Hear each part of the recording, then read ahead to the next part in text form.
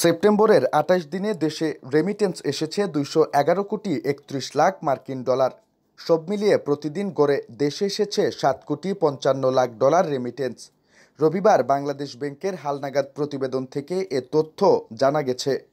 প্রতিবেদনে বলা হয়, চলতি সেপ্টেম্বর মাসের প্রথম ২৮ দিনে দেশে এসেছে ২১১ কোটি ৩১ লাখ ১০ হাজার মার্কিন ডলার রেমিটেন্স। আর আগস্টের একই সময়ে দেশে এসেছিল ২০০ কোটি ৭৬ লাখ ডলার রেমিটেন্স। সেই হিসেবে চলতি মাসে বেড়েছে রেমিটেন্সের প্রবাহ।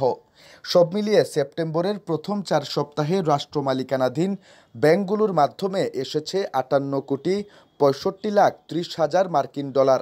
এছাড়া বিশেষায়িত ব্যাংকের মাধ্যমে ৯ কোটি ২৫ লাখ ৭০ হাজার ডলার, বেসরকারি ব্যাংকের মাধ্যমে ১৪২ কোটি ৮৬ লাখ ৭০ হাজার ডলার ও বিদেশি খাতের ব্যাংকগুলোর মাধ্যমে এসেছে ৫৩ লাখ ৪০ হাজার ডলার রেমিটেন্স।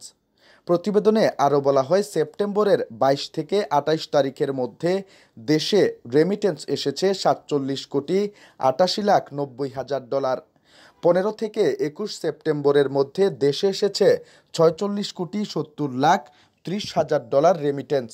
এছাড়া সেপ্টেম্বরের ৮ থেকে ১৪ তারিখের মধ্যে দেশে রেমিটেন্স এসেছে ৫৮ কোটি ২৬ লাখ ৬০ হাজার ডলার।